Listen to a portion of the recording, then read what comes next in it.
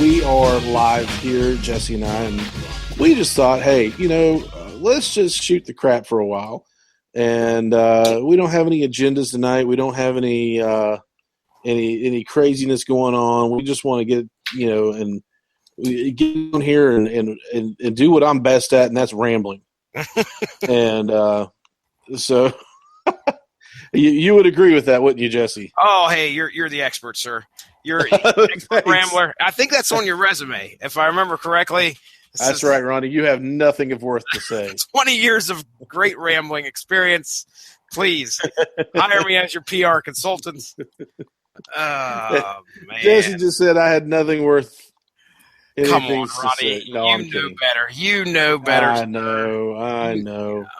So we're not going to. We don't have nothing scheduled. We're just going to we're just going to talk about. Now you mentioned Iron Fist. I mean, you want to go ahead and get in that or what? Well, that is a man. You're opening up a can of worms there, man. Because I've got some things to say. I just actually finished the series. I don't know if I got to tell you that or not. No.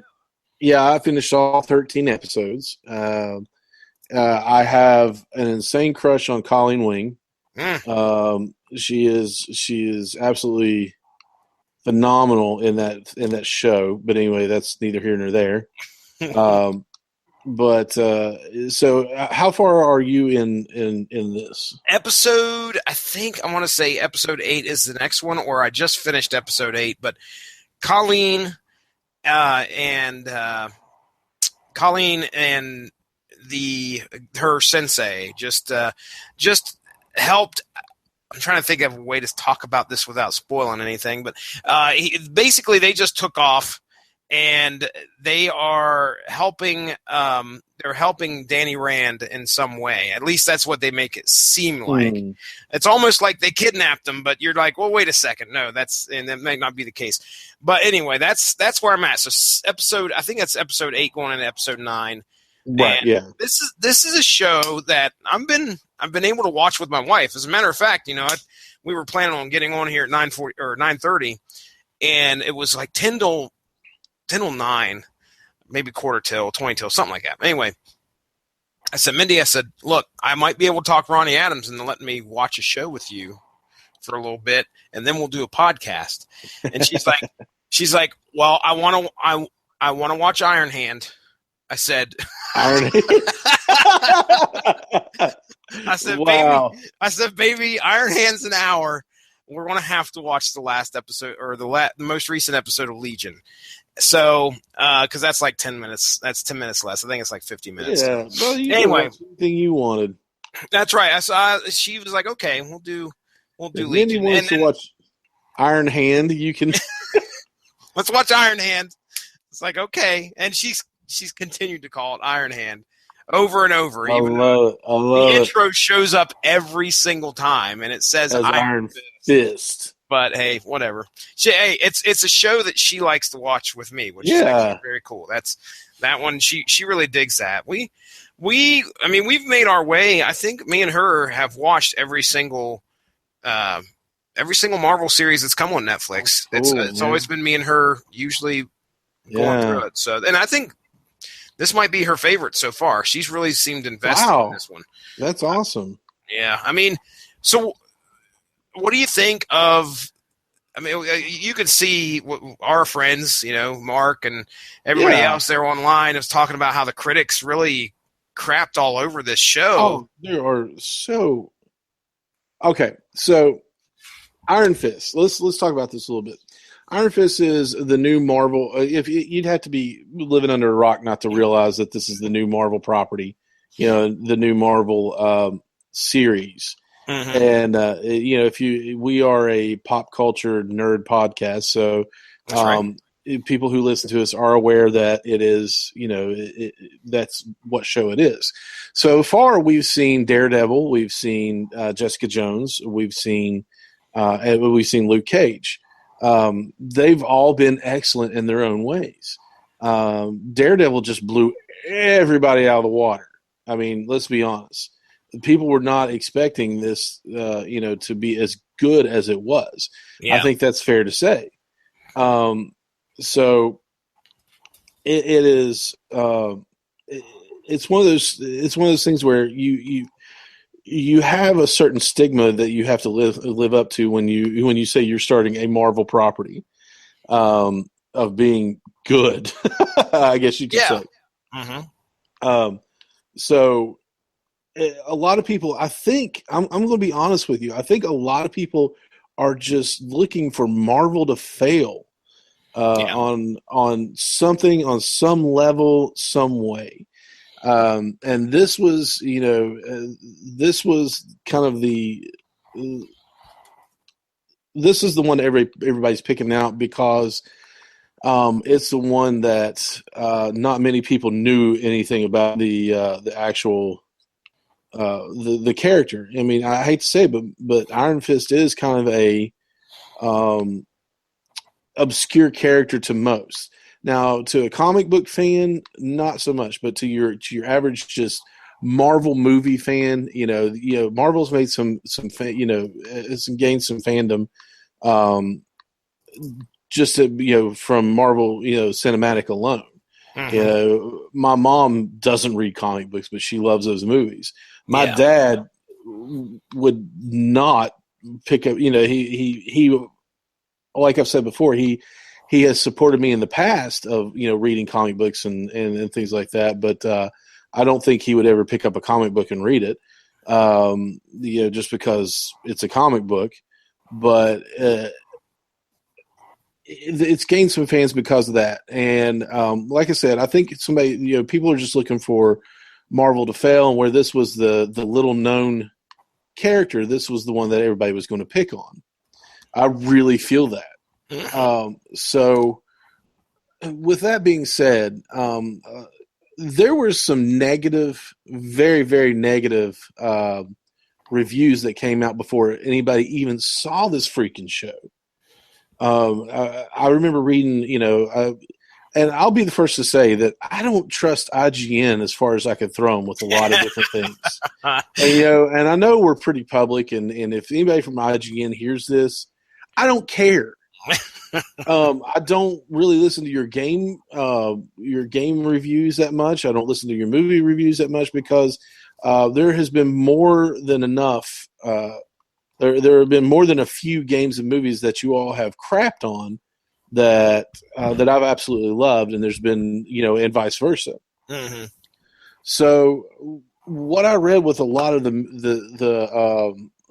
different reviews that were coming out, they had a problem with the character of Danny Rand himself and who was playing him.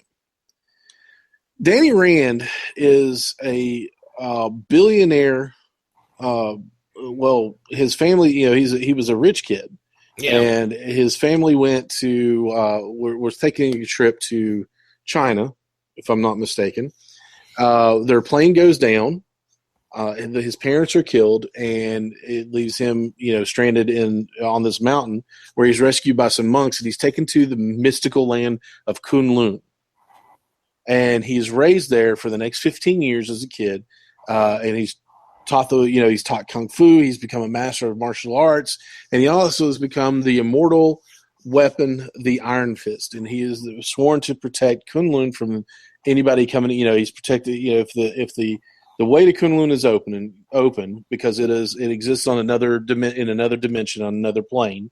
If it's open, he has to protect it. And he's a sworn enemy of a clan of ninjas called the Hand. The Hand, that was kind of out of left field for me. Of course, we did our Iron Fist, the living weapon, on source material, and I don't think they were mentioned at all in that. No, they were not. Yeah, so that was kind of cool. I don't know if. What I'm wondering now is if that's actually in comic book lore, or if that's just made up for the show to connect all of them together. I think it's. I can't remember. There's so much that's happened, and there's so much that's going on in the comic books. But it's really cool because one of the more prominent members of the Hand is Elektra. Yes. And so we just saw her in Daredevil. Daredevil. So it's coming on together. It's coming together with all these different characters and all these different shows. So it's really neat to see the glue that binds all these characters and these shows together. Mm-hmm. So we've got the Hand, we've got Danny Rand, who is blonde hair, blue eyed, kid from New York. He after he becomes Iron Fist, the living weapon. He goes back to New York to find out who killed his parents and seek vengeance or justice or retribution or whatever you want to say. One of the things that came up, one of the main problems that people had with this was that they did not get an Asian American actor to play Danny Rand. Yeah. Which I understand diversity. I get that. We have a new Hulk. The new Hulk is the totally awesome Hulk in comic books, and he is Korean. So that we had a new Captain. Well, he's still Captain America. We had a Captain America who was African American for a while. He still is Captain America.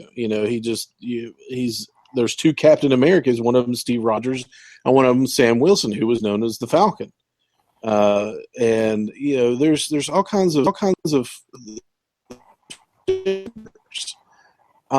but there were a lot of negative reviews without even seeing, to my knowledge, without even seeing the show first, saying that this show was crap because Danny Rand's white, and I don't understand that. I've watched the show. I watched every episode of it, and I absolutely love this show. Yeah. Now there's some hokey moments in it. I get that. There are a fair share of like, oh, okay, that's kind of off the wall. Then I just realized this is the equivalent of a kung fu movie. Of your old 60s, 70s kung fu movies, which were by every stretch of the mean, every stretch of the means hokey. Yeah, they were fun. They were not cinematic masterpieces. No, not at all. Is Iron Fist a cinematic masterpiece? Absolutely not. But it is a lot of fun. That's right. It stays true to the source material, in my opinion. Mm-hmm. And it's well, as far as I can tell, I haven't read a whole lot of Iron Fist, unfortunately, but it stays true to that. And it's the Colleen Wing, the character of Colleen Wing is just absolutely, she's a strong female character who is just an incredible actress, playing an incredible part. Of course, you've got I can't remember her name, but we pretty much dubbed her Night Nurse. But Rosario Dawson. Claire Templeton. Claire Templeton. Rosario Dawson just does a fantastic job no matter what. Mm-hmm. So we've got so many positives in this. We have to make up a negative on something? Yeah, I remember when we started discussing our upcoming expectations for the show, and I talked about my reservations of it being horrible and what a horrible show could do to more shows later on down the line. Of course, Mark Radulich made sure to set me right by saying, well, hey, don't worry, there's 9,000 other things that are probably going to come out of the comic book universe that'll show up on either the big screen or the small screen. But regardless, mm-hmm. I had those fears because these critics were slamming this thing so bad. And then we get into watching the show, and I'm sitting there. I can pull out bad things, but I'm not seeing anything that's making this horrible in any way. Right. It's got to be. There's got to be some really, really big mess ups in order for me to go, oh, this thing is unwatchable. Awful. Yeah. I've not even seen anything like that show up in this series where I'm just like, come on. Yeah, absolutely. I think strong performances have been given. Mm-hmm. the gentleman who plays. Have you gotten to Davos yet? No, Davos has not showed up yet. Okay, so he has the actor that plays Davos gives a really strong performance. Bakudo is Colleen Wing's sensei in this. Yeah, okay, and, so that's yeah. And what's funny is I'll watch these shows, and I know I've said this before in the past, but I'll watch them with the captions on. Yeah, because I have kids, and if they're in the same room, there's no hope of even trying to make out what the actors and actresses are saying. Therefore, you have to specifically rely. But what's funny is I'll be watching that, and somebody will be like this mysterious character, but the captions like make sure to like label his name there so you know that he's speaking, and you're like, oh, that's who that dude is. And they don't even get into it in the story. But anyway, yeah, Kabuto. I remember him showing up on the captions. Was like, who's this guy? Bakudo. What is it? Bakudo. Bakudo. There you go. Yeah, you say Kabuto. Kabuto's the tractor, isn't it? I think so. But Bakudo, I mean, he like phenomenal character. I mean, it's just it's a lot of fun, man. I mean, there's a lot of the fight scenes I've read where people don't like the fight scenes. To me, they seem a little more realistic because it's not. I say that with tongue in cheek. Yes, but it's I watching a lot of martial arts movies and watching and having taken martial arts long time ago. Ooh, I'm not even going to say karate. Did you? Okay, so did I, man. Yeah. Nice. I made it up to green belt, and I'll tell you right now, I took it for 2 years, and it was probably some of the best 2 years of my life. Really, I mean, man, I learned so much. Probably, I hope someday to get my son into something like that because he needs discipline. And I went there with my two best friends, and I was like, man, what am I getting myself into? And really, I enjoyed it. We had a great Sensei Scott, who it was combat karate, so it was more about self-defense, and that was really the focus on it. But yeah, I made my way up to green belt. I watched my buddies get up to blue, and then guess what? We got jobs and life happened, and mommy and daddy weren't paying for it anymore, so we had to we had to get out of that. But anyway, by the way, they moved. Just real quick, Kabuto, that's a Pokemon. My bad. Yeah, okay, there we go. All right, go ahead. Sorry. That makes sense. My sensei moved away, which is why I couldn't continue on. I mean, I could have gone somewhere else, but it just, once you get used to somebody, you're kind of like, man, you're not my teacher. So, which was lame to do, but that's kind of why I got out of it. We really, really, really liked him. So, I mean, you're not always going to be like flying through the air, Bruce Lee style, or even Bruce Lee, even his movies could be considered. A lot of people would consider them boring today because you're used to the Jackie Chan fights, you're used to the of flip flop flying everywhere and which I get, which are a lot of fun, but this is like these to me, these fight scenes flow, and what they do make a lot of sense, to incapacitate your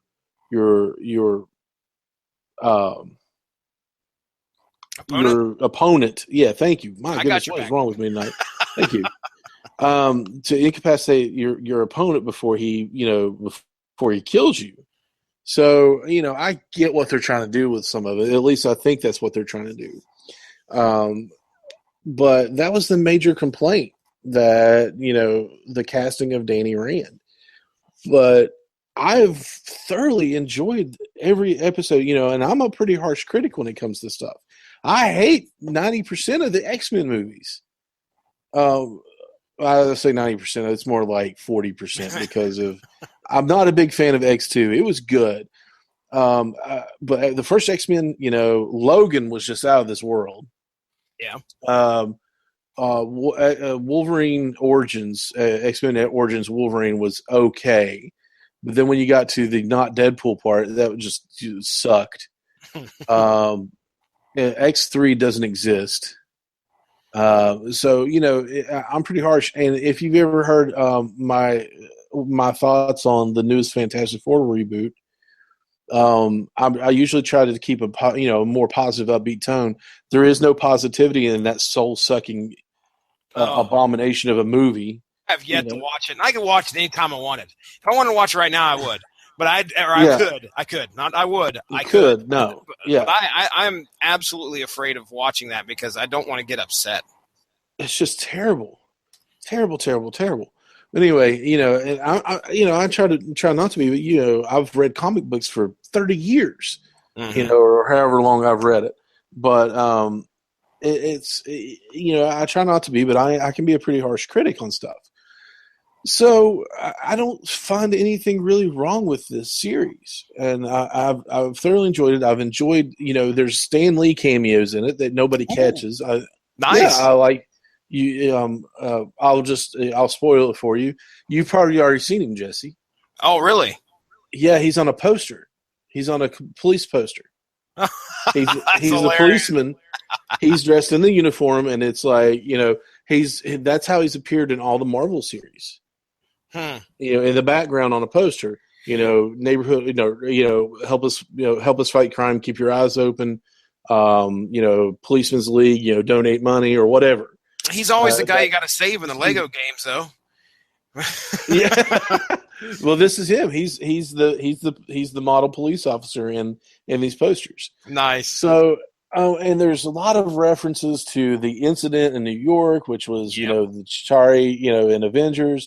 There, it's just the devil of Hell's Kitchen, the man with unbreakable skin. They mentioned all these people, and they were kind of tying them together. So we're going to get a Defenders series soon. Oh, and I think I've got a count of 2 Sweet Christmases. Oh yeah, and which is phenomenal. Which was my favorite catchphrase in the Marvel universe. Next to it's clobbering time. Oh yeah. So I don't get the I just don't understand. It's just like I said the other night on, I think it was Source Material, where people are so ready to stand for something that they'll fall for anything. That's right. They want to find something wrong with this when there is nothing wrong with it. They, in my opinion, it's just part of his backstory. If you're so against a billionaire Caucasian man being a ninja or being a martial arts master, they go after Batman too. Oh, you didn't think of that, did you? Mm-hmm. Go after Batman. Go after Tony Stark. Go after all these heroes that you think that you don't think twice about. But I as you can tell, this really aggravates me. Because I found an article the other day, I think it was on AMP or something, I was just going through reading some news that said literally why the creators of Iron Fist are racist pieces of crap or trash. Oh, wow. I'm like, whoa, you cannot, you can because it's your opinion and it was labeled as opinion in the article, but I can't find it anymore, so apparently they've taken it down. I mean, you can't, man, I'm trying my hardest not just to go off on a rant and then receive letters or emails or anything. But you can't cry wolf when there is no wolf in the hen house. That's right. That's right. So, but to the positives of Iron Fist. Jesse, give me some positives that you have found in Iron Fist. Okay. Well, I already mentioned one, and that is being able to watch that with my wife, who enjoys the show as well. This isn't something that's so entrenched in Marvel lore, and I was worried about the whole martial arts thing. Came across just fine. I enjoy a good kung flu. You don't ever want to catch that. I was going to say that sounds like a. It's a bad virus. Bad sickness. Yeah.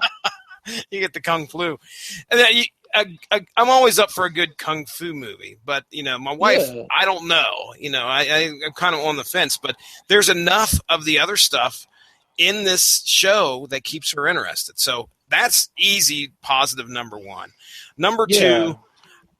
two, I think that I enjoy the story in itself, being, this guy who comes back from, being out of New York for 15 years and coming back and trying to reacclimate himself. And there's a lot of, pretty humorous stuff that happens because, he's not exactly, street level material here when he first shows up. I mean, he can whoop your butt, but for Pete's sake, he's street smarts. You're not going to catch those too much in the alternate dimension paradise of Kunlun. So, Right. But I enjoy Danny Rand as a character, even though we really kind of tore him apart.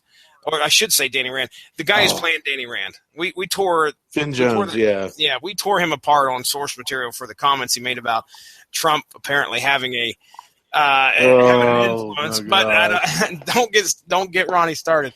But regardless, I've enjoyed the way he's portrayed him. I'm trying to think like the best character, and I know you've said Colleen Wing, so maybe I can't use Colleen. You use whoever you want. I'm trying to think if I was really on the fence with the guy that played I can't remember the character's name, but what's the young kid that was the CEO of the company of Rand Incorporated, and he's a real jerk all the time. And he's Ward. I didn't I didn't think I would like that guy at first. I didn't like him, the actor that played him. I thought, boy, he really rubbed me the wrong way in the beginning. But then he started to develop. They did a good job of developing where we're at right now. They really did. So I think character development, in my opinion, was probably one of the strong suits, especially with that character there. Take a character that I really didn't like and make me actually, be invested in this guy. Just wait. I can't wait, man. So let's see what else is good in there. I mean, you don't get an overabundance of the power, which is, I think, the powers, which is important. Because he can't use this thing all the time. It's not like this man just rolls around, runs around, and punching things left and right with his glowing fist.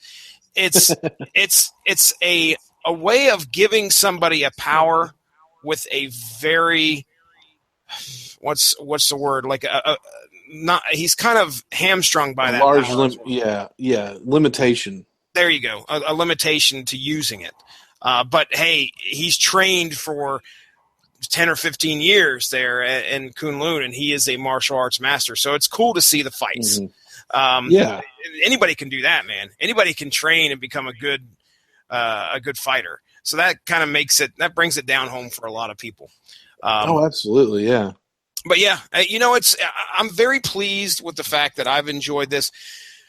I mean, when we talked Luke Cage, I said that Luke Cage was probably the worst of the Marvel series that I'd seen so far.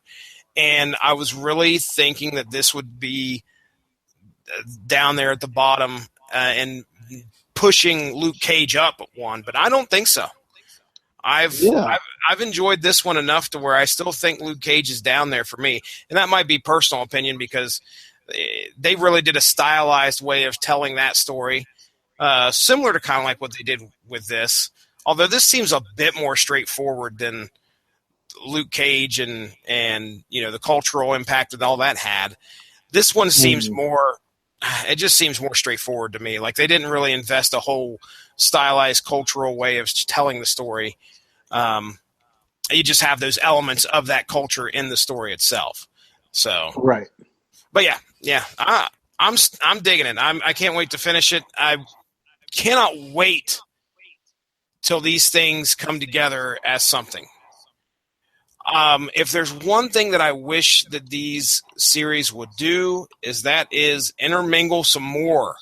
I mean, I know you guys are building up to the big climactic Avengers deal where they, we told everybody's story in a movie and now we're going to bring them all together in a big movie.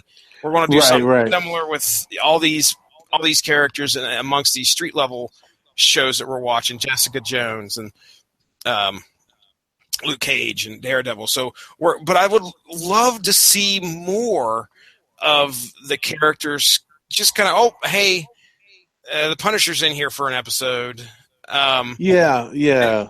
I Some wonder. one shots. I wonder if in comic book speak. Exactly. I wonder if the producers or showrunners of the show are just like, no, we want this to be mainly focused on Iron Fist, Danny Rand, and the characters that he mainly interacts with. It would be in his book, and then we turn him loose.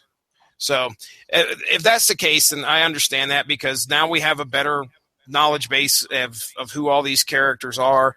But I hate to say it, but Ward's probably not going to be in any way, shape, or form in the Defender series. So all these ancillary characters all these characters that we're getting used to are not going to be showing back up at some point. If they are, it's just going to be a one-shot appearance that will feel, I don't know. It'll just kind of feel like, okay, well, there's that person that really didn't matter. It's not going to matter much to this story, but we got him in here.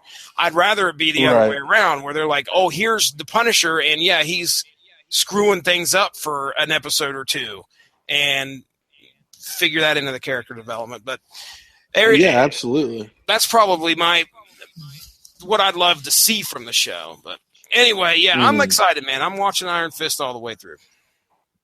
Good, man. It's really good to hear some positive things about it, and I know Mark and a few others have had some good positive things to say about it. But it's there's not much wrong with this show. I mean, you could be picky and you can pick it apart, and you could say, oh, well, this didn't look good, and this didn't work, and all. But why? I mean, it's a fun show that that lets you escape reality for a little while and live in a fantasy world of martial arts and mystical weapons and just lets you live out that comic book fantasy. To me, seeing all these comic book characters come to life and done well has been, just brings my childhood to life. My childhood to life. That's stupid. It brings those childhood characters to life, and it's a source of joy for me because, for the longest time, if you got a comic book movie, it was kind of lame. Yeah. You think back to the original Fantastic Four movie that was made and never saw the light of day, mainly because it was made only to keep the rights of it, the filming rights. So that's exactly why it was filmed, because they had the filming rights. They wanted to keep them, so they made this movie, and knowing that no one would ever see it. So you kind of got jilted out of that. To see Captain America, to see the Punisher. Oh my gosh, we got a good Punisher movie. Yeah, dude. An actual good representation of the Punisher. Not movie, but we got a good I won't lie, I enjoyed the Thomas Jane movie, The Punisher. Mm-hmm. John Travolta, for what it's worth, he was a decent villain, but you could have gotten the whole story was wonky to me. Mm-hmm. Killing not just his wife and kids, but his entire family on a beach. Everybody who's a Punisher fan knows that his wife and kids were killed in the park. They were caught in a crossfire of a gang war, mm-hmm. And so they were caught in a crossfire. They were shot down. He became the Punisher to put an end to all this crime. And so the Thomas Jane movie, his dad, his mom, his cousins, his uncles, and everybody were they were just massacred on this beach. And he comes back, he's all right, now I'm the Punisher. I'm like, dude, you should be in a loony bin by now watching all these people die. So but it was really cool. I mean, because you got to see some of the more obscure parts of the Punisher series come to life. You got to see Mr. Bumpo, Claire, and a few others that were, Spacker Dave. All these characters that were just, kind of one-offs. They brought them to life for the movie. The Russian, who was played by Kevin Nash, who was very talkative in the comics, but because apparently Kevin Nash can't do a Russian accent,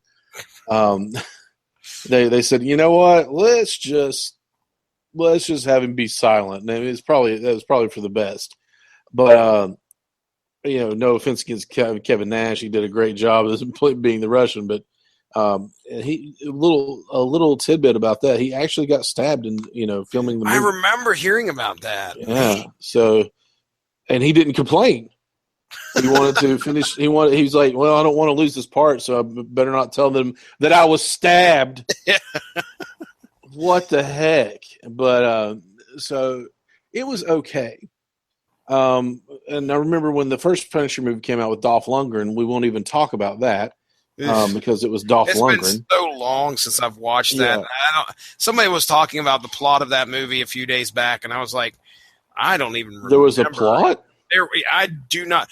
Somebody had said if he would have just wore the skull on his shirt. And I was like, I don't even remember that being a thing. I don't remember that at all. Yeah. It's been so long since I've seen that. I can't believe that I would have probably had the same gripe had I watched it and remembered it, but shoot.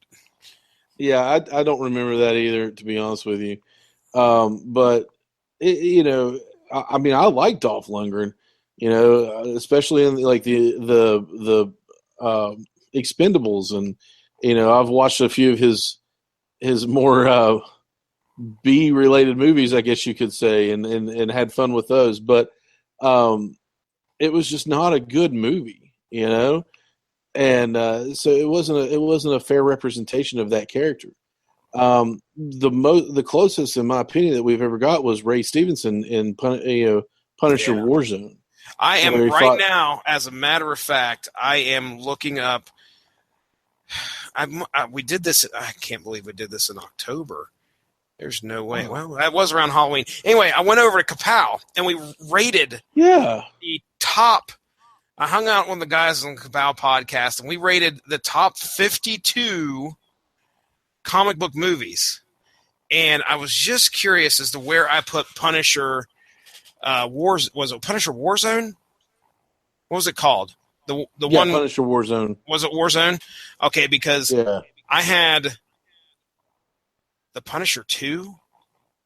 That's basically what it was. Yeah. Okay, so I had the Punisher.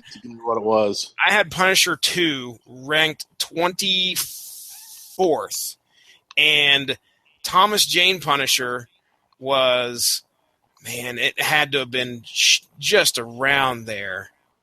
No, I guess I had it higher. I thought I would have had Punisher 2 higher than that. I had Punisher 2 at 24 and the Thomas Jane at Thomas Jane one at 11, which I disagree with that. I'm going to go back and slap myself. I don't know, dude. No. You know what? That is incorrect. What is going on here is this the other way around? No, he has them listed by date, and of course the Thomas Jane one came out. Oh, okay. So I'm gonna find my ranking. For but anyway, Warzone, yeah, it came out 4 years later. I've got the ranking. I know I've got it saved here. So let me see if I can pull this up and take a look. This was November 2nd. Here we go. All right, Jesse's rank for the Punisher 2 was 26th this is out of 52 movies. Regular Punisher 37. So I had the Thomas Jane Punisher down at number 37. Way 13 spots lower than our Warzone. So I liked Warzone. As if you couldn't tell, that's the point I'm trying to make, is that I remember watching that one and the brutality it made me smile. I mean, I was like, this is Punisher. This is what I needed. And people crap all over that one. And for some reason, I dug it. And I mean, this is one I watched on a freaking, I don't know, it was like a 16-inch computer screen. So it's not like I had a home theater system and a DVD to watch this on. I was making my way through. I still enjoyed it, even with the limitations that I had. So I liked it. Yeah. That's a tangent. That's what we call a tangent, Ronnie. and I'm okay with that. That's all right. It was what it was. It was a Punisher movie. It was brutal. It was him taking on the world, taking on the mafia. It did what it was supposed to do. Mm. So that's why I enjoyed it. But it's I forgot where we were going with all this. See, but derailed. Yeah, that's all right. This is a bullcrap episode where we didn't have any, we really didn't have any agendas or anything. We were talking about watching our characters come to life on the screen. So we haven't had fair representation of all these characters. When the Tobey Maguire Spider-Man hit, there was some obvious craziness. The organic web shooters. There was just different things with that. That it was just like, I don't think I like that very much, but I'll allow it because this is actually a pretty good. It's a good movie. Yes, it's a decent movie that we haven't had the opportunity to really see Spider-Man on the big screen and actually and make us happy. Make a decent movie. The Spider-Man 2 came out, and you got to see Doc Ock on the big screen. Mm-hmm. And I thought Alfred Molina did a phenomenal job as Doc Ock. Mm-hmm. I thought he did great. And so we had that, and it was, it was still pretty good. And then Spider-Man 3 came out and ruined everything. But, emo Spider-Man. You did hear that they're going to have a Venom movie. At least that's been pitched, right? I'm fairly certain. Yeah, I think it's at least Sony is really pushing for a Venom movie here coming soon. Let me take a look. Hopefully, it'll be a reboot. I'm certain that it's got to be.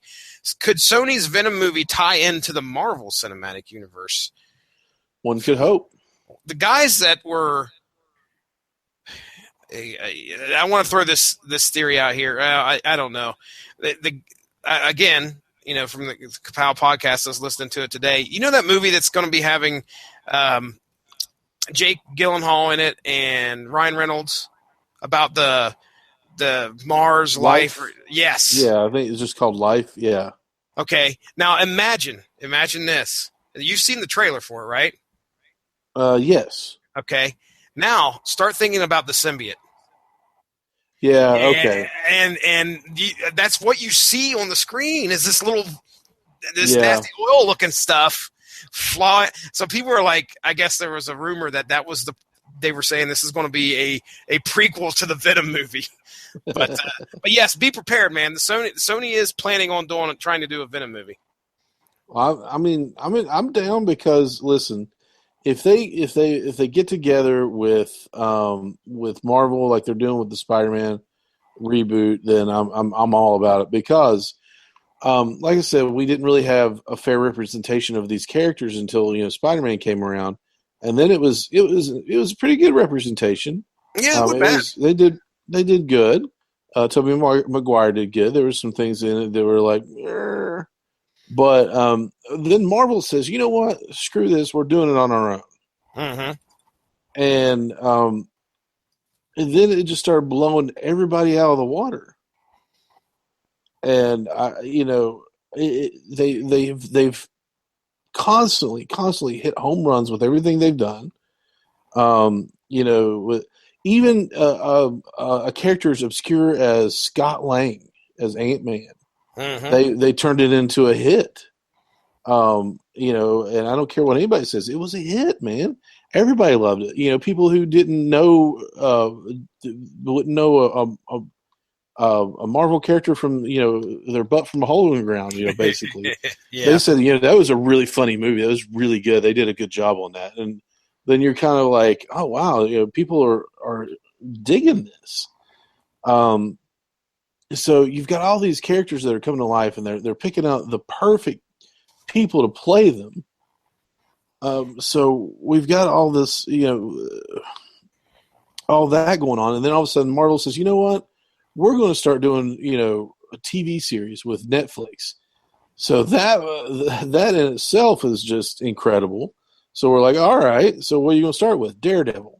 Well, the last Daredevil we had was Ben Affleck. Yeah. Let's see, you can only go up from here. Don't get me wrong. I want to give Daredevil, that movie, some credit, because you didn't have a whole lot to go on back then with Daredevil, but there were some good points to that, in my opinion. A lot of people would be like, "You're crazy, Ronnie." Maybe, but at least it gave us something. But with this, Marvel has really opened up a whole different world with these movies. How far can you go? You can go as far as it'll take you. That's right. So I guess the main point I want to get off of this rant is, lay the crap off of Iron Fist, man. Just enjoy it for what it is. True. It's fun. It's a kung fu flick. There's a lot of magic and mysticism in it. So don't try to bring your real world problems into something that's supposed to be there to get your mind off your real world problems. Yeah. I've always been an advocate in saying that I don't think politics has any place in Hollywood, because a lot of times people, tend to stick their foot in their mouths, which I think has happened quite a bit lately. We've had, such a controversial year with politics. I think, people just need to have fun. And you can really do that if you let yourself with this show. Mm-hmm. I agree, 100%. I hope people do not listen to the critics and give this thing a shot. That's what needs to be done. That is what needs to be done. So I guess we kind of did have an agenda in talking about Iron Fist, but yeah, we got a story to tell. We're going to tell the story.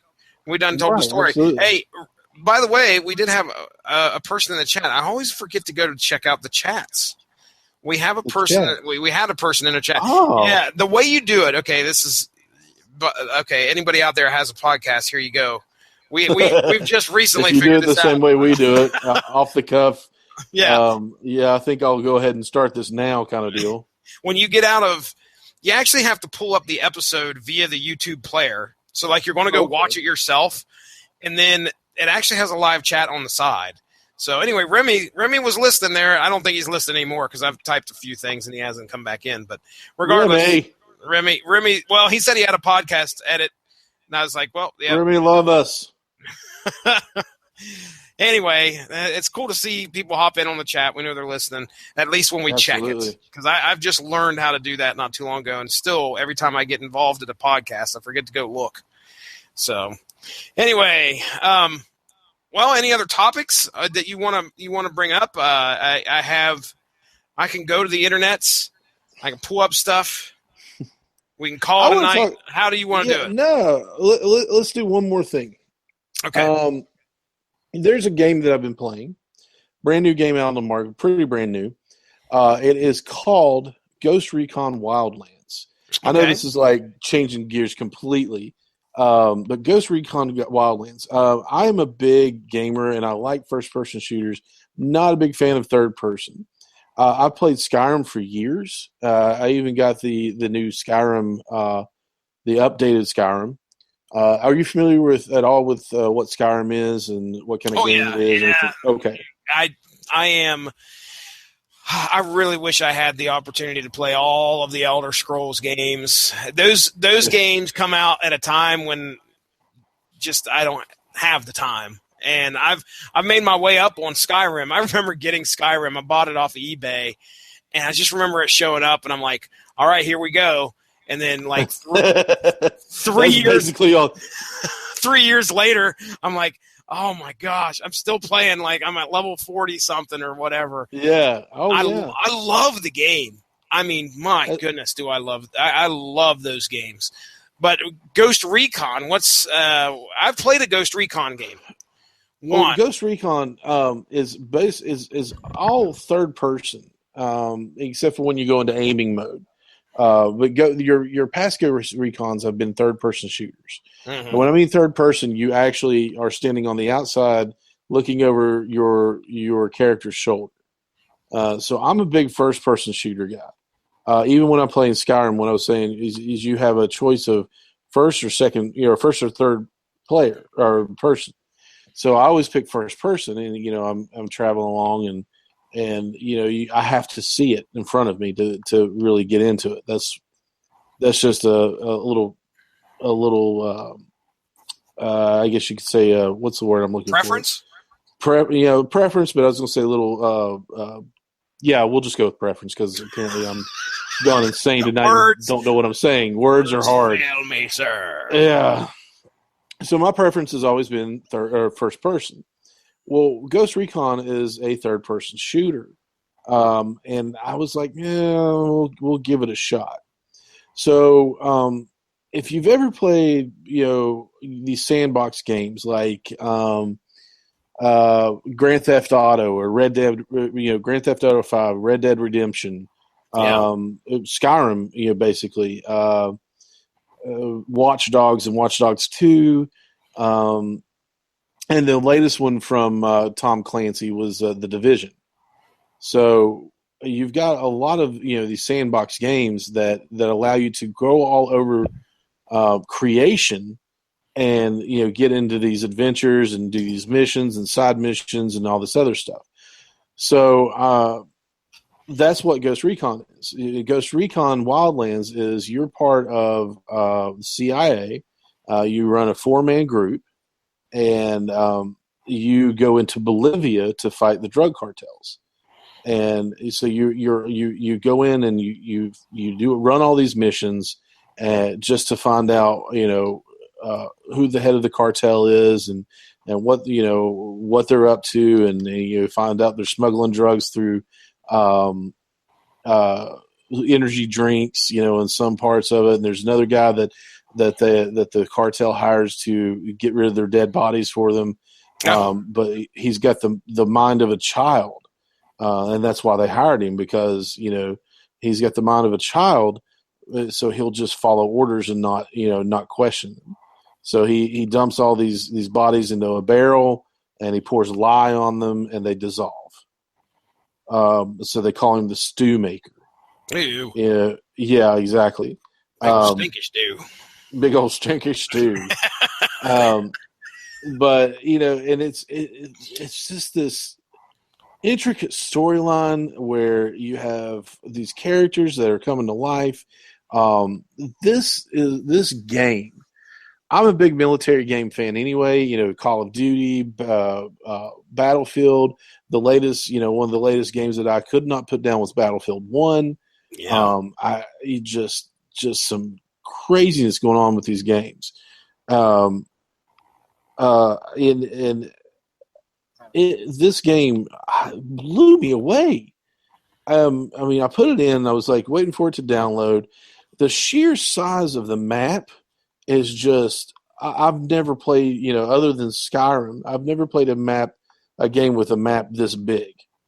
Wow. Yeah. So you have to take down these cartel lieutenants before you can get to the main guy.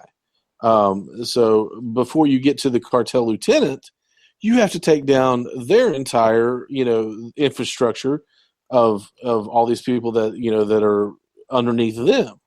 So I believe I've taken down 10 people so far and have yet to take down one of the main, guys to get to the big guy.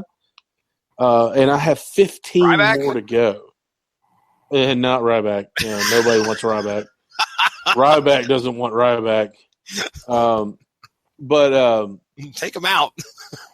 Yeah. I've fought 10 different people in this game.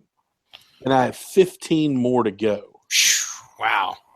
And that makes me giddy because I enjoy a game that has replayability, that'll keep me busy.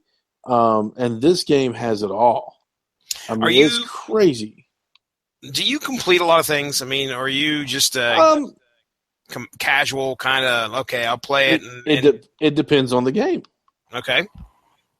It solely depends on the game. Battlefield 1. I know you said you've been completed it twice. Okay. Oh, wow. Okay. Yeah. I mean, sometimes your internet's down and you need something to do. The storyline in Battlefield 1 isn't huge. It's still a good storyline, but it's not a big, it's not a long story. Mm-hmm. So that's not a complaint, because Battlefield, they know what side of their bread is buttered, what side their bread is buttered on. Mm-hmm. So there's a lot of online gaming going on with Battlefield. So they just kind of put their money into. It felt like they put their money into the online experience, which is great, and that's what I do. I get on Battlefield. I'm like, hey, dude, you want to play Battlefield tonight? And they're like, yeah. So you get on there and you join team and you fight the other team, and you have fun, you laugh. Mm-hmm. Well, there's a big, with Ghost Recon Wildlands, there's a big online experience with this as well. And in fact, you can't play it unless you're online, to my knowledge. So they want you to compete with your friends, or play with your friends, not compete against them. They want the 4-man team to be you and 3 other friends, which I'm playing. I've played a lot of it by myself, which you have AI being your other 3 members of your team. Sometimes I prefer that because my friends tend to get me in trouble when these play these, trying to complete these missions. just being silly. Mm-hmm. So let me put it this way. You can do a 3-man sync shot. Basically, you hide in the bushes or you hide in the dark, and you see 4 people, 4 cartel sicarios, and so your team gets into position. You point them out 1, 2, 3, and you take the 4th one. When they say, okay, we're ready, you take the first shot, and they down the other 3, and nobody knows where you are because you have silenced weapons or whatever. Mm-hmm. So it's kind of cool. I'm like, oh wow, this is really cool. If you can do this, if you can line this up with your friends, you're really doing something. You're having, this is a lot of fun. So I started playing with my friend TJ. TJ's awesome. It's hysterical to play these games with him, just because he's very good at them, and but not only that, but he's just fun to play these games with. Mm-hmm. So we get on there with TJ and another guy named Chris. So we look at it, not look at each other, but we're talking to each other, and we're like, are we going to take this seriously? Are we going to really do this, or are we just going to go and run and gun on this? And I was like, they were like, let's try to at least complete the missions. So everybody was like, okay, so we'll try. So I think it was Chris and I. We were, we had our characters down on their belly and they're crawling, and they're doing their thing. And we come up, we got our silenced weapons, and we're checking everything out, and we spot out, 3 or 4 guys, and it's this military presence that's in Bolivia that you also have to dodge. Not just the drug runners. You have to dodge this military presence as well. Mm-hmm. So it's this big compound. So we're supposed to go in and steal this file and leave.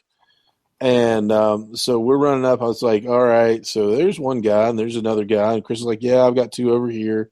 And we're lighting up, and, they light up purple, whereas the Sicarios light up orange. So there's a lot of purple presence, where we are. And we're like, so, what's our next move? And we're like, where's TJ? TJ, what are you doing, man?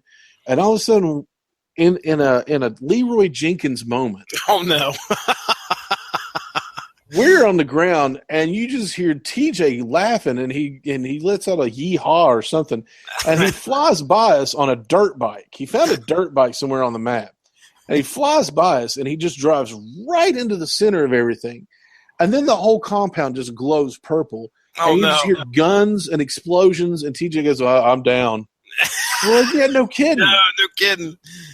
And then they bring out a tank, like this armored personnel vehicle or whatever. It's got a turret on it, and it's shooting explosive shells at us. We're like, dude, what happened? We're going to take this serious.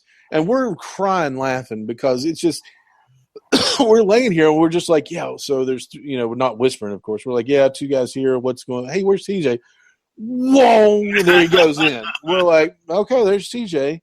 Nice. So there's that element. There's the element of actually teamwork. There's the element of it just being a phenomenal game.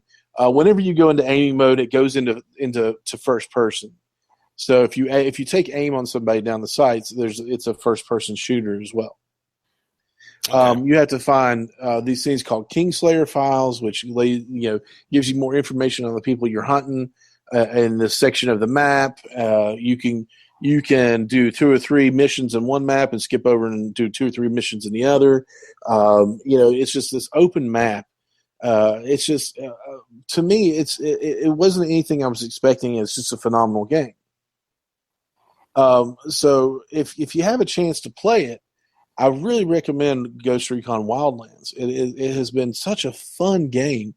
It's given me, since I've got it, I had to make myself stop, picking up the controller as soon as I got home from work. As soon as I got in, I have to stop myself. I want to play this game. So, I spent some time with my dog, because I don't want to neglect him over a video game and everything. And by 10 o'clock rolls around, I'm like, I'm really itching to play this game, and there's something wrong with me. It is that good of a game, in my opinion. That's good. That's the kind of games that, when you want to play them and they're on your mind, you're like, man, I cannot wait to get home and give this a shot. Absolutely. Those are the good ones, dude. Those are the good ones. I would imagine here in about a year or so, I'll actually own my first Xbox One. It's on the agenda, but I cannot even fathom what the games are going to be like and how fun it's going to be. I know. I remember, first speaking of first person shooters, I turned Caleb loose on Call of Duty when he was like 3. Did you? Well, when he was 3. And I put him online. I was like, here you go. Don't put that. Let's not listen to the people cussing you. So we'll kind of mute that. But I'll never forget, man. Like the kid pulled off 3 kills in a row at 3 years old, and I was like, of course, this wasn't just like here's the controller, go for it, and he did that. It took him a while to get there, but right. I watched the kid. It's amazing at how young these kids could pick stuff up like that and just be like, man, here you go. Here's my care package, Dad. What do I do now? Well, don't get. I don't know. I've never made it this far. Yeah. Well, I don't understand what's going on here, Caleb. But yeah, man, I used to love playing first person shooters. We used to have, when I first got my Xbox, man, it was everybody that I worked with from the arcade. Even though we were all working at separate jobs, we all decided, okay, well, hey, let's get together and we'll play Modern Warfare. And, we just sit there and play for like hours on end at the end of the night. And we probably did that for like, I don't know, a good year or so. And then everybody started getting different games, and then you got to have the other game that the other guys got in order to play, and it was kind of hard to wrangle all that. But somehow we all ended up with Modern Warfare 2, and there were some interesting games that were played. You talk about the guy whizzing by on the bike. I can remember playing, I think it was just Call of Duty 2, and Decker was telling me that people were flying on horses. Somebody had hacked the game or done something crazy. There was either a hack or a glitch or something. And if you remember Call of Duty 2, I don't know if you've played that or not. But that all takes place back in like World War I or World War II, one or the other. World War II, I think. Is it 2? Okay. So either way, you didn't have vehicles. You didn't have this. You didn't have that. But then all of a sudden people are watching. People are sitting there playing and a guy flies by on a flying horse. Something's up. This is happening. It was happening in that game. I remember Decker saying, I don't know what happened today, but we were sitting here playing and there were people flying by. And anyway, I miss those days. I'm glad you have the opportunity to continue to use your Xbox One to play those awesome games that they have out there. So I'll definitely keep this one in mind. Like I said, I had one Ghost Recon game that came with the Xbox that I bought secondhand. The guy just gave it to me, and I can't remember which one it is. Oh, jeez. Yeah, I'm at a loss to say what it was. But anyway, was there just a Tom Clancy's Ghost Recon? Yes, it might. I think there was. Yeah, absolutely. I'm gonna pull it up and I'll tell you which one it is. But yeah, there's a mess of them. Yeah, I liked it. I'm sorry. No, go ahead, dude. Go ahead. Awkward. It's one of those things where,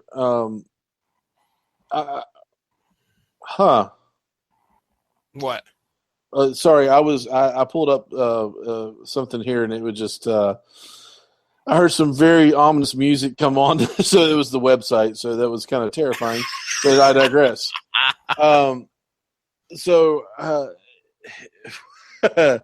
It's one of those things where, like, I've never really been one to buy the Tom Clancy games, but the Division and this one have really. I mean, it was like it started out with the Division. Mm-hmm. It was a stepping stone to this one for me. So the Division is a completely different take on everything. You're in the middle of an outbreak on. I'm not even sure what it's like a disease or something in the middle of New York, and you're part of this like kind of like the Minutemen. You know, a secret division of the military where you live your life, but if something like, you know, a cataclysmic event happens, you're called into action. So you're part of the division. So you roam the streets of New York, and you stop these people from trying to take over. And then there's the dark zone, which is a much harder, part of the map. And you go in and you find weapons, you complete missions and things like that. And that's completely online. Oh, completely, wow. Totally online, yeah. So you do a lot better if you actually play with friends. So I mean, trust me, I know because I've been gunned down a lot in the streets of New York. You know, but you can actually go player versus player in the dark zone, and there are people that hang out at the doors of the dark zone just to rob you of what you got. Oh, nice. Yeah. So this guy didn't realize when I was playing one night, I was like, I'm just gonna step in the dark zone and see what's going on by myself, and I had you can carry two primary weapons and a pistol. So I had this shotgun. So I walked through the door with the shotgun out, and he started attacking me, but he had a weaker, I had better body armor and better guns, and I was like, oh my gosh, somebody's attacking me. I turned around and I shot him once with the shotgun, and it took him down to almost no health. I was like, oh, you didn't expect this to happen, did you? And he started running. So I shot him again, and I just took all his stuff, and he sent me a message saying, you jerk. And I'm like, you're the one hiding and shooting people. Yeah, no kidding. Yeah, so, but, these games, are a lot of fun when you get, especially when you play with friends and, laugh and crack up and carry on. Kind of reminds me of playing GoldenEye back in the day. Oh, I never had the opportunity to do that a whole lot when I was. I didn't play it a whole lot, but yeah. Well, Golden Age Dave was the guy he was the guy that brought in the 64 to the college. When I was going to OU, there was one, Golden Age Dave was lucky enough to have the 64.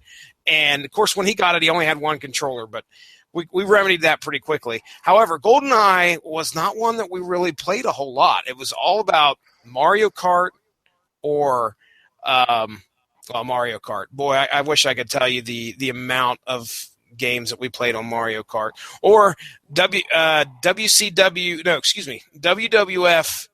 No Mercy. No Mercy. Yes. Mm-hmm. No Mercy. But we didn't really get into the first person shooters too much. And boy, things were different back then. All on one TV, you had your four, you had to divide the team. You had to divide the screen up by four, because it went up to 4 players, right? Yeah. On GoldenEye.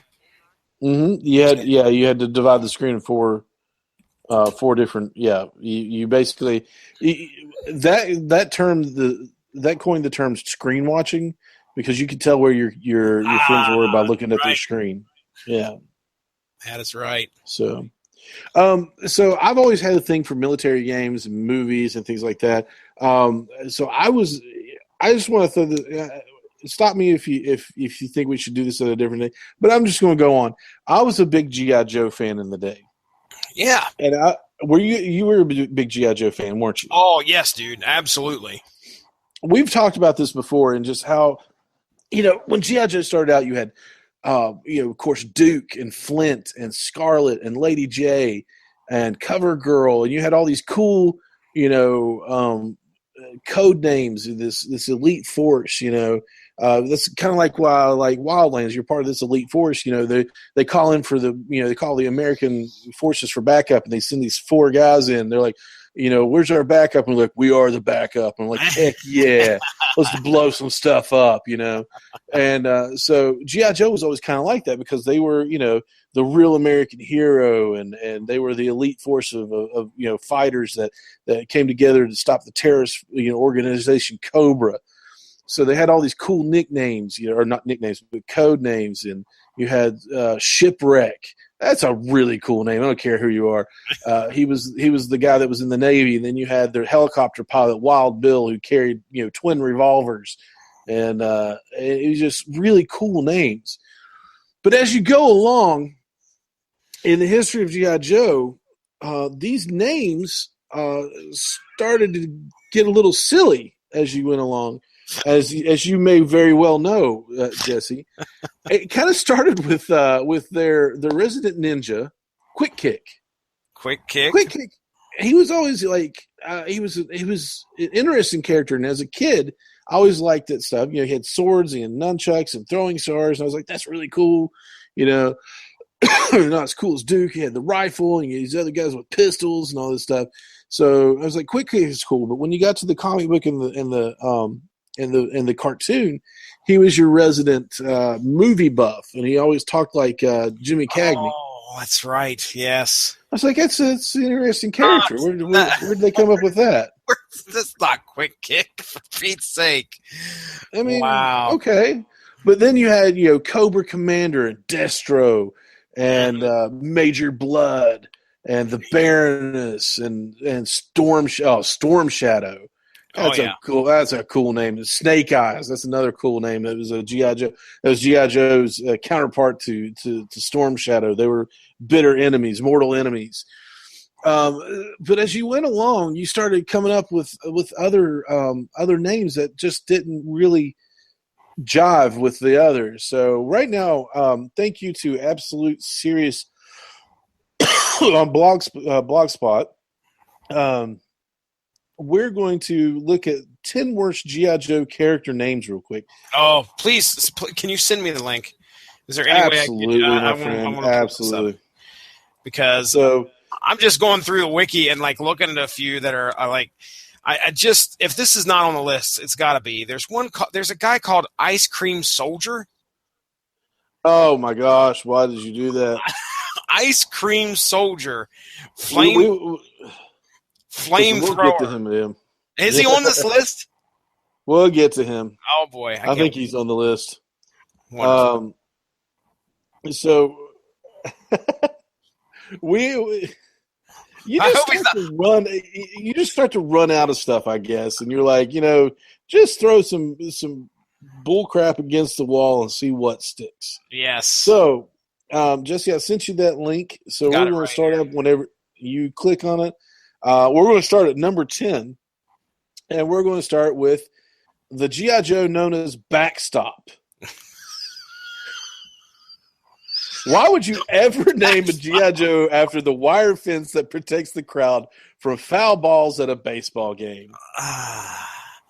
So, okay, do we have any idea what do we have an idea of what this guy did? It says on this website, the guy was selected for America's elite counter-terrorist strike force, and he chose Backstop as his name.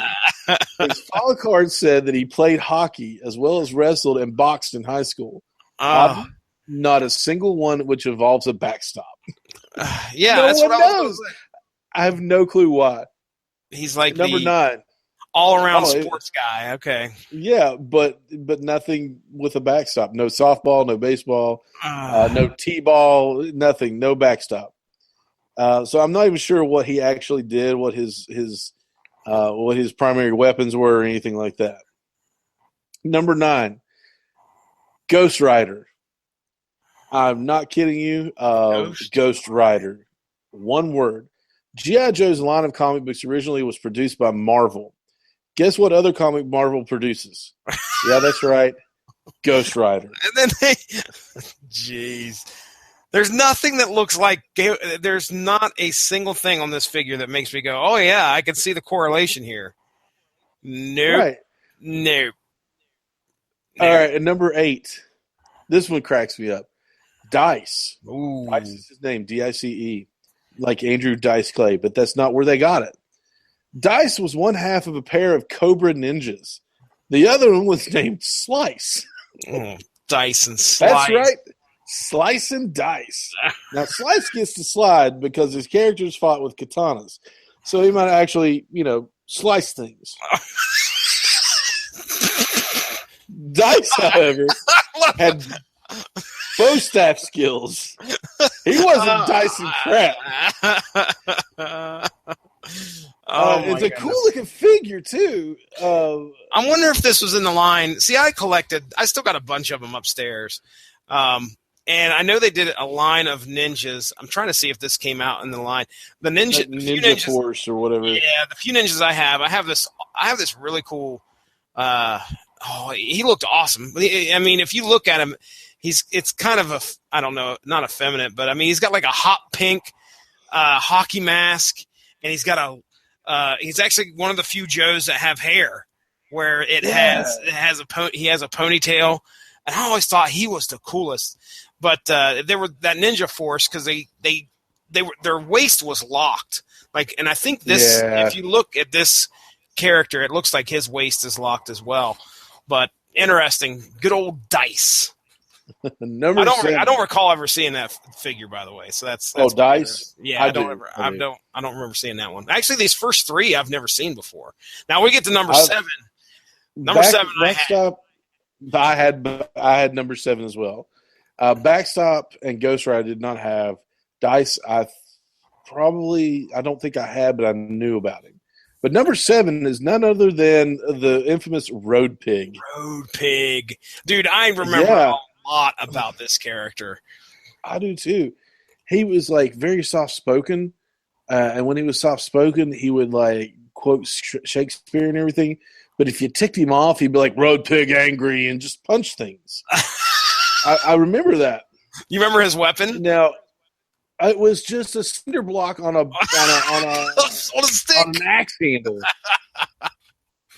Why? I mean, these other guys are coming at you with rifles that shoot lasers, and you got a cinder block on a stick. Imagine him sitting there and be like, "I need a weapon that imposes and intimidates my enemies," and he's like, grabs the duct tape and starts taping a tank cinder block to the end of a stick. I mean, it looked scary, and I can remember that. I can remember that weapon to this day. Goes with Road Pig, and I've never really thought about how ridiculous that really is that you did something like that. When I was a kid, I always kept the weapons with the figures. Yep. So he always had his cinder block stick, but I'd always take it out of his hand and throw it to the side and give him a gun. Please do. Yeah, and the only reason he would ever pick up the cinder block baseball bat was that he would go 1-on-1 with somebody. They would be like, "Oh, we're out of ammo. We have to." You know how you're a kid. You have to fight. So one of them would get I'd get a Q-tip and make torches out of it or whatever. You carry a torch, with it, or you get something, I always remember collecting those toothpicks that were shaped like swords that came in sandwiches. Oh yeah. I know what you're talking about. Fit perfectly. Yeah, they fit perfectly in G.I. Joe's hands. Yeah. So if they went against him, they would have one of those. So I had a whole baggie full of those things, man. My grandmother would save them for me. Let me ask you a question, because on this figure, it takes me back. Did you ever take your G.I. Joes apart and do Frankensteins with them, create new characters? The only time I ever did that was if they fell apart. Oh, I did that with a lot. And if I remember right, I think I took Road Pig's legs, and I took What was the leader of? Did you leave off that fancy cod piece he has on there? I think it came with it, but I had Globulus's upper torso and all. Oh wow! Yes, Globulus. He was all he was just an upper torso and then the big snake tail. Snake, yeah. Yep. Well, I took him off and gave him Road Pig's legs. Man, I can remember Frankenstein and so many of my G.I. Joes. And pulled a Little Mermaid with him, didn't you? I should have never done anything with them. I mean, I'm sure they ruined the value. Of course, what happened to your G.I. Joes? Don't tell me they ended up like the He-Man. No, He-Man is still in the attic. Oh, that's right. Okay. It was Star Wars that got thrown away. That's right. No, everything else from that moment on, from the sheer and utter guilt that was felt from the Star Wars, they let me keep everything else. They're like, don't throw away that piece of paper. Don't throw anything away. Ronnie's away. It'll break his heart. And then the fallout that came from that years later, they were right. Oh, God. Number 6. It's not just a movie title. It is a G.I. Joe Super Trooper. Oh, this was a send-away, wasn't it?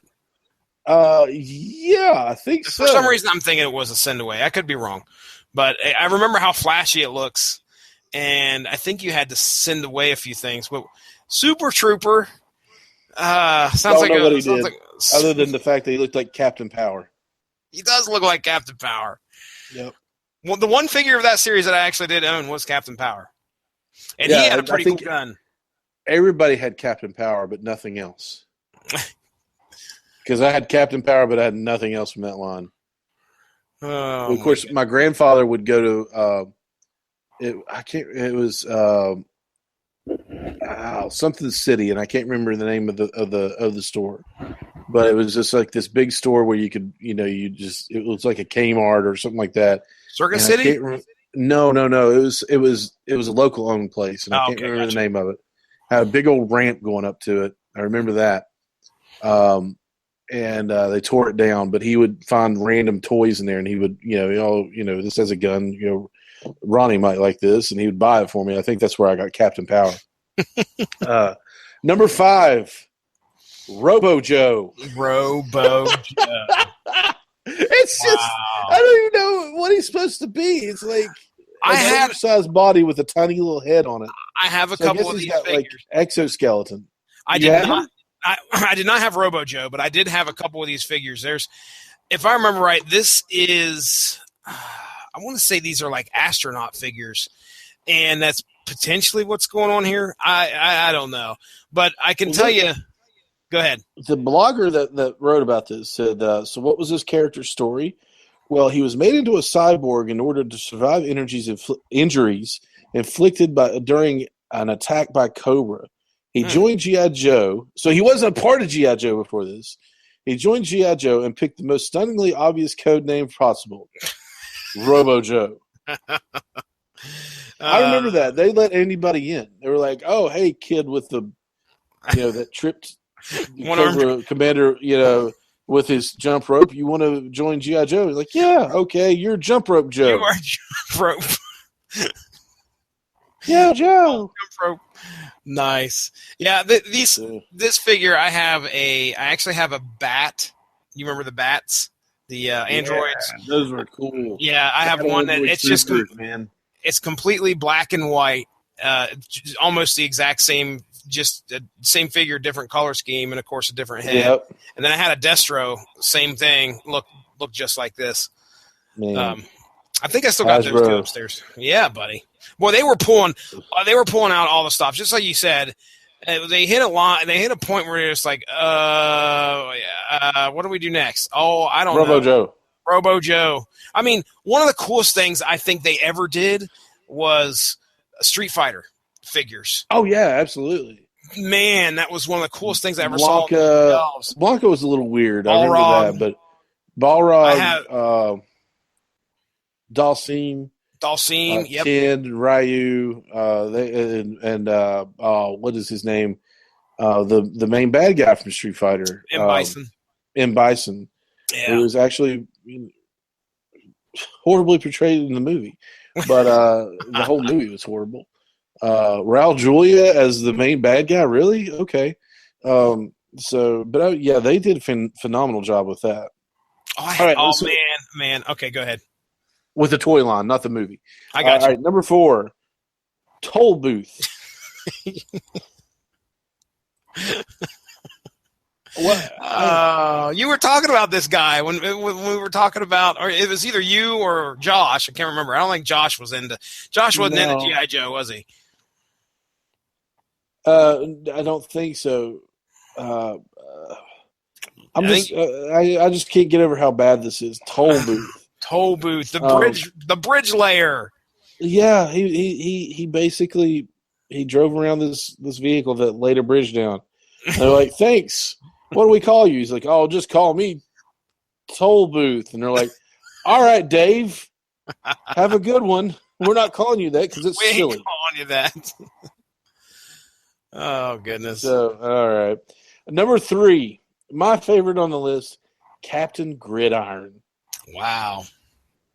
No one likes a captain. Everybody likes Captain Picard. Captain Hook, Captain Kirk, Captain Crunch. And it says they're all overbearing and overexposed. Not really. So tagging a football term on the end, that's not helping. If they had to just left it at Gridiron, they'd be fine, which I agree with. They could have left it at Gridiron. But they had to shove past the boundaries of reasonability and add the title and the face mask. I think my soul just died a little. I remember this figure because I had this figure. Captain Gridiron had the face mask and everything, had the football helmet. And he had a gun that shot football grenades. Oh, come on. I kid you not, Jesse. I dare you to Google it. Football grenades. Number 2, Colonel Courage. I have this figure. I legitimately have Colonel Courage. And I've seen him. He's laying around here. I think the kids were just playing with him a couple days ago. I am legitimately not kidding you, man. This guy, I own him. If I remember, he came with a big. There for a while, they had these figures that came with these huge backpacks that had like 5 buttons on them, so they would all have a saying. Now I don't know. I don't remember. I don't remember this one had a saying or not, but yes, I did. You pushed the button and it said, "I suck." Colonel Courage. I honestly did not remember him being named that. I wonder if, as the Joes became, as they became later in the toy line, I don't think I paid a dang bit of attention to the names. No, I just looked for cool weapons. Yeah. Just like I was talking about that ninja guy with the hair. Don't know his name. I have no clue. Unless it was probably the first gen. Or the first or second generation of Joes that came out, or somebody that was featured on the cartoon. It was usually goes by. But Colonel Courage. Oh my goodness. All right. So before we move on, because I thought he was a part of this list, we're going to give our honorable mention to Ice Cream Soldier. Ice Cream Soldier, who is a flamethrower commando. Do you remember the flamethrower commando named Barbecue? Yes, clearly. Yeah, but yeah. It's the same. It's the same figure. I'm looking at it. Same figure, only with an orange and yellow color scheme. Why and they named him Ice Cream Soldier? Why? Okay, there has to be something on the wiki that explains why. His real name is Tom Henry Reagan, and his rank is that of Sergeant E5. Ice Cream Soldier was born in Providence, Rhode Island, and was first released as an action figure in 1994 as part of the Battle Corps line, which I think is the one you're talking about with the big, what's-his-face that we just looked at with the big old bulky suit or whatever. The entire mold was reused in 2002 for the Shock Viper figure. His primary military specialty is Fire Operations Expert. His second military specialty is Barbecue Chef. His code name is designed to cause enemy troops to underestimate him. Oh, well, okay. Sure. Yeah, that outfit does that just fine. They die of laughter, actually. He comes walking in. All right. Get the guns he came with. A flamethrower, a submachine gun, a handgun, a machete, and a missile launcher. Pick one, dude. Jeez Louise. Gosh, come on. I mean, like, I'm all about being prepared, but, you got a flamethrower and a missile launcher? I was incorrect. I'm looking at the Battle Core figure now. It's probably the one you were looking at, and that's definitely not the blocky suit that we were talking about. Yeah. That's definitely different. All right, number one on the list, and this one takes the cake. Skid mark. Oh, wow. You really think that anybody was going to choose the name Skid Mark the same as the stains in underwear? If you this dude, I mean, think about it. Okay, he gets a code name, and he's probably picking okay, I want a cool code name, and he's picking them left and right. They're like, no, that's not you, man. That's not you. Oh no, we got one for you, Skid Mark. And for the rest of his GI Joe career, he just cries. Cries. I mean, you could almost be like, they were being cruel. They're like, no, like skid mark, like when you peel out, you burn, in a car that you leave a skid mark. No. They might as well just called him Poop Stain for his entire military career. What's your name? What's your code name? Poop Stain. Oh, hey, Skid Mark. What's up, man? His alias is Accidental Shart. I pooed a little. What's his name? Hey, who's on watch night? I pooed a little. Oh yeah, that guy. Is he still crying? That's why we put him on watch, because he doesn't sleep and just weeps openly. He's not a sleeper. He's a weeper. Skid Mark. Wonderful stuff. Truly a potpourri episode tonight. Jesse, thank you so much for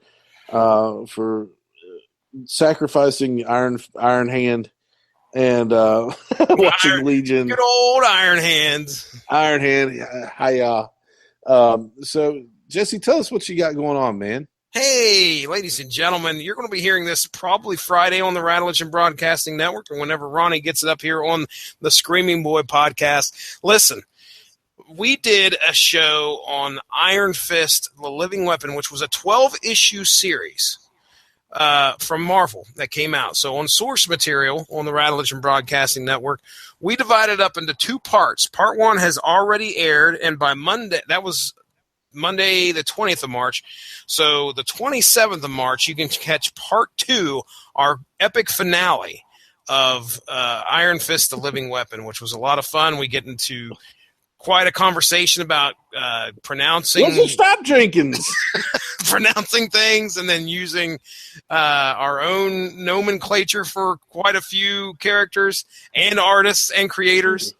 But yeah, you could check that out. And like I said, we did the one where we talked about the issue, and then I threw up our Netflix conversation at the end of that one. So if you get a chance, you can go back and check that out. So other than that, after reading Iron Fist, I think it worked out to be a good primer. If you haven't watched the series, you can pop on there and listen to that, or at least it felt good to us. You could read the 12 issues and be kind of, I would say, familiar with who you're going to see in the Iron Fist series. So that was kind of nice on Netflix, that is.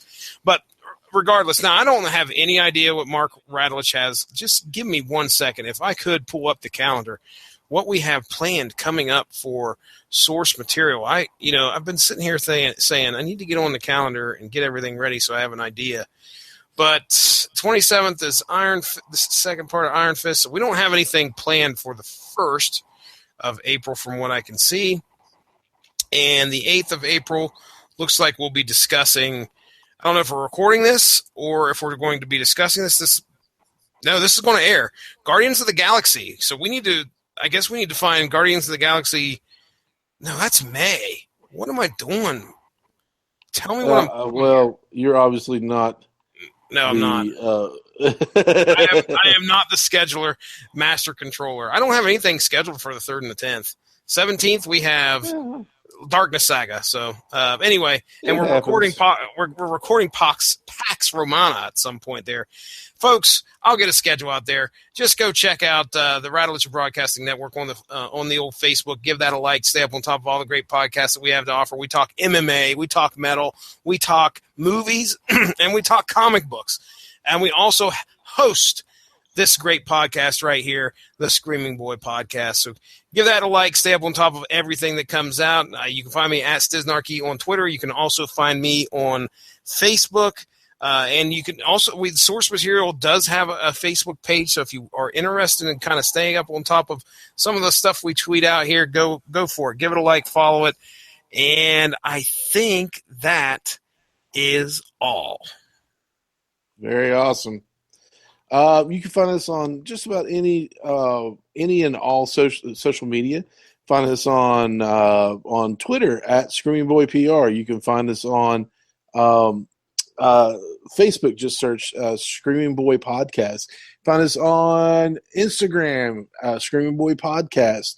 We have a Snapchat, but I believe Snapchat is of the devil, so we don't use it that much. Really, Ronnie? Yes, really. But it's just about anywhere you can find us. We'll be there. You can find the show on iTunes, TuneIn, Stitcher, and the Radio Legend Broadcasting Network. So please go on any of those fine sources. Click the subscribe button. Click the 5-star button.